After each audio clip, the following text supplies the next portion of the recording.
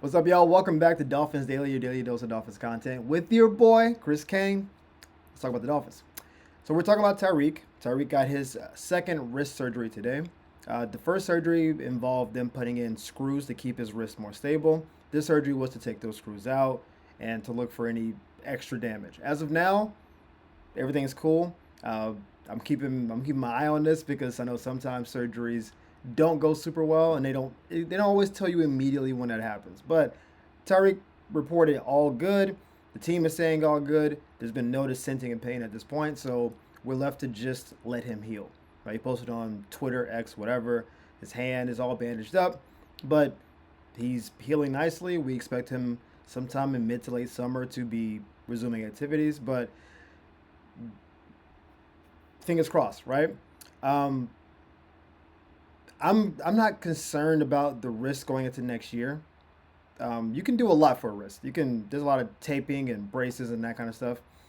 I do wonder how much that contributed to his last season though, because there was a giant drop off, almost 1,000 yard drop off from year to year, and I do wonder if the wrist pain maybe affected how he like clasps the ball, right? Because you have to like stop the nose of the ball, and if you don't feel like your hand and wrist is really like where it needs to be. I wonder if that's why he dropped more passes, and maybe there are balls he didn't want to go after because it might put him in harm's way. I don't believe he's 1,000 yards worse this year than he was last year. Like in practice, I don't believe he was. But that's what the field showed, and some of that was Tua not playing as well. So I'm hoping that he actually takes the full amount of time to get back. I'm not worried about Tyreek being in shape or being fast going into next year. If they say, oh, he can come back as early as June 15th, come back January 15th. Like, don't be a hero. Don't try to come out there and be like, doctor said I heal extra fast. You're 31. You've been banged up, ankle, wrist now, knee.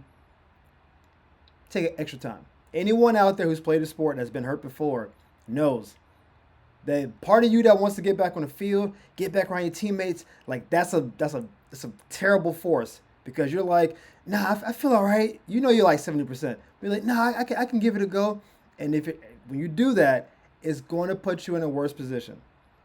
Even if you can play that season, you're not going to be your best. We saw Tyrese Halliburton 2 years ago trying to play the certain number of games to qualify to be All NBA, and he was a complete ghost in the playoffs. He wasn't nearly the guy he was supposed to be. He was just thugging it out, like, hey, I can play, I can drag my leg around. And then you see him now, right?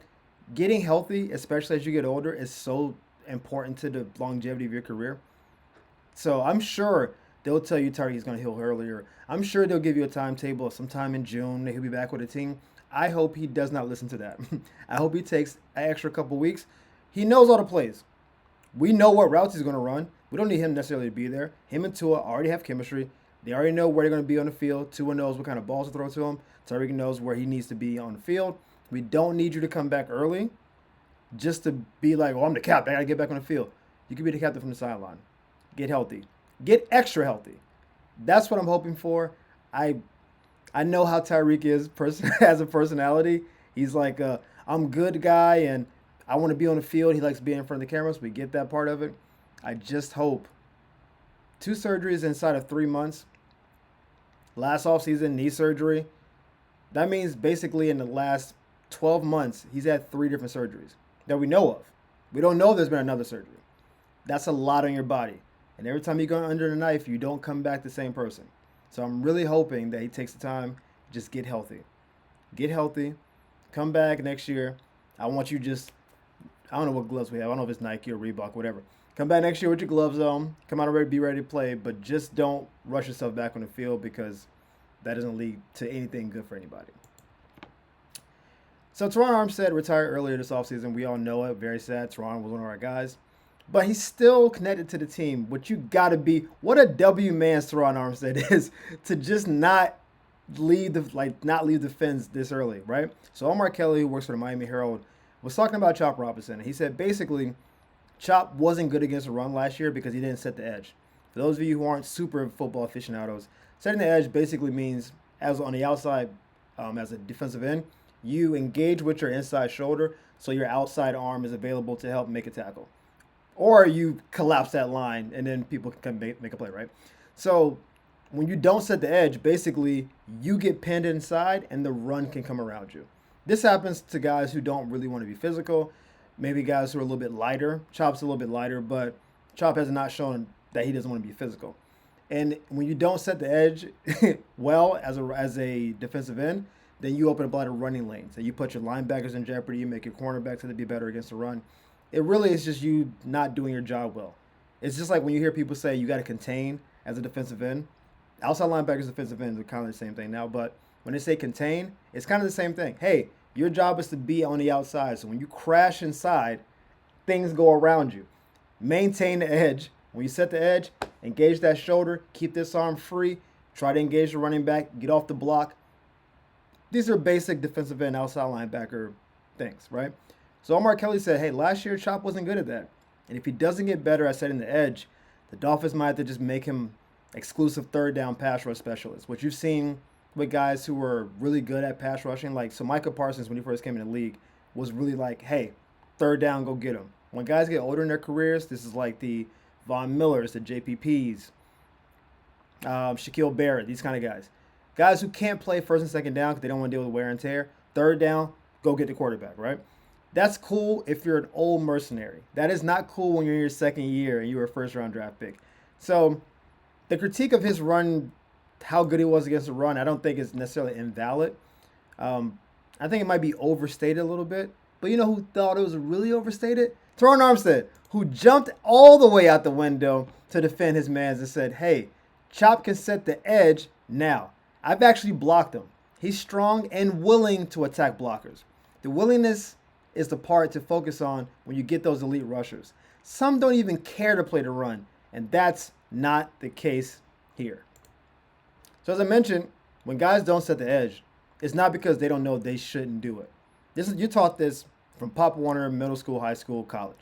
Everybody knows what your job is. What it typically is guys don't want to go and engage with those 330-pound tackles. I get it.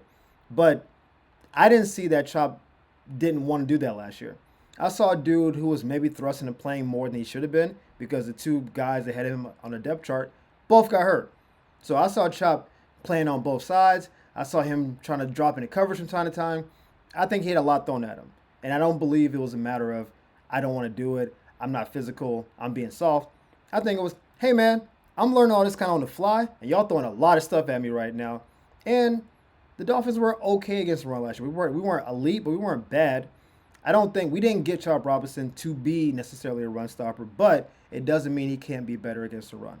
And I think it's one of those things where when you're thinking on a football field, you're probably in trouble, especially at his position. Like, you can think as a quarterback because you're seeing the whole field, you're dissecting everything. As an end, you do your job, and you're in attack mode. And if you're thinking because you don't know, should I go upfield? Should I stay here? Should I set the edge? Should I stun inside? Should I twist? Like, when you start doing all this stuff in your head, you're typically moving slower because you're thinking.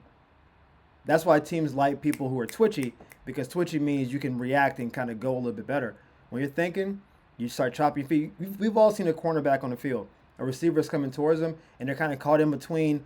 Do I stay backpedaling? Do I turn and run with them? And they're kind of like in this no man's land, and they kind of do like a little bit of both, and then you're just in no man's land.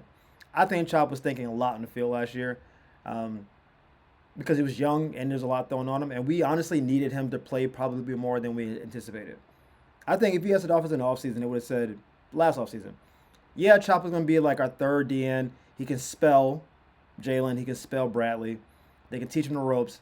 I'm sure that's what the plan was, right? Let's just keep two elite rushers on the field at all times. Always get after the quarterback. I think that was the plan for him. And then the two guys ahead of him got hurt. And now he's like, hey, guys, I'm getting Lane Johnson assignments. I shouldn't be going up against Lane Johnson. I'm 22. But he was. He's going against everyone's best tackle. And I do think it could have been a lot. So I'm giving Chop some bail right now because I don't believe Omar to be like being malicious. I think he saw the film and came to his own conclusion. I think the why is the more important part. And I think the why is that he was thrusted into a position where, I mean, I can't say it was a no-win, but we didn't get him to do what that was because he wasn't necessarily a great run defender at Penn State. So it wasn't like, oh, you were great in college and you came to the Dolphins and you weren't good anymore. It was, we got you to get after the quarterback. We thought you were a baby version of Micah. That's what we drafted. And then it's like, hey, you should be better against the run. Yes, but that's not my primary responsibility. So we'll see. Shout out to Tehran for, again, being a W man, jumping out and trying to defend his boy. Now, we don't have reporting on this story. I mentioned this a day or two ago. I don't believe almost anything is nothing. I believe there's always something. And Tyreek, I don't believe to be this very savvy media guy. I think Tyreek tells you how he feels in the moment when he feels it. So when he did his top 5 quarterback list, and he didn't put Tua on it, I think on some level, and this is purely speculative, so take it with a grain of salt. I think because Tua had a good year 2 years ago, when he did his top 5, he had to put Tua on it because it's basically, I balled out because Tua was so good. Right? That's a very easy correlation between those two things. Last year when he didn't play well, he can't say, I still think Tua is one of the top 5 quarterbacks, and I had a bad season because those are incongruent. Right? So I'm not saying that I think Tyreek is blaming Tua for his season.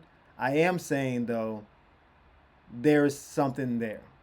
I think he's maybe less gun-ho about Tua now than he was a couple years ago. Let's put it that way. Doesn't mean there's riff, doesn't mean there's beef, but I do think a receiver is a dependent position. There's no receiver that can get the ball thrown to him if it's not thrown to him. And typically it's the quarterback. Every blue moon, it could be an option. It could be a running back. It could be a receiver, whatever. It's typically a quarterback throwing you the ball. So when you're a receiver and your numbers go down, I don't hear receivers being like, oh, man, I lost a step. Not quite dude I used to be. Can't get off press coverage. Forgot my routes. It's usually, hey, dog, I was open. Give me the ball. And if I don't get the ball, then it's your fault. But I'm not going to say that publicly because quarterbacks can be vindictive and then not throw you the ball.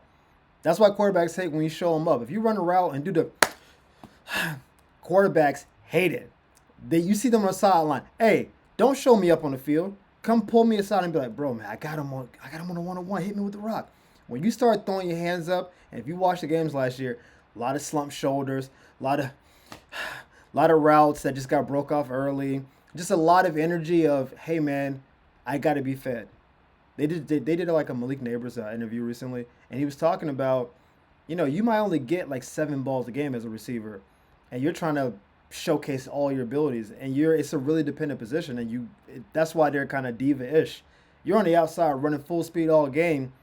You might run 50 routes and get 7 to 10 passes. It's like, hey, I'm not just doing cardio, get me the ball. So I'm not saying there's beef, but I think if you ask Tyreek in a very honest moment why he didn't ball as much last year, I think he might start pointing to the quarterback a little bit. Because outside of that first game, he really didn't have another good game the rest of the season. And Tua played 11 games last year. So it wasn't all backup quarterback play. There's something more there. I'm just going to leave it there. I don't know if there's beef. I'm just saying I don't think it's nothing. But as always, guys, thank you for tuning in to Dolphins Daily. We appreciate the love and support. You guys have been blowing it up on social media. I appreciate that. Thank you for the likes, subscribes, reshares, all that good stuff. We'll see you next time on Dolphins Daily. Peace.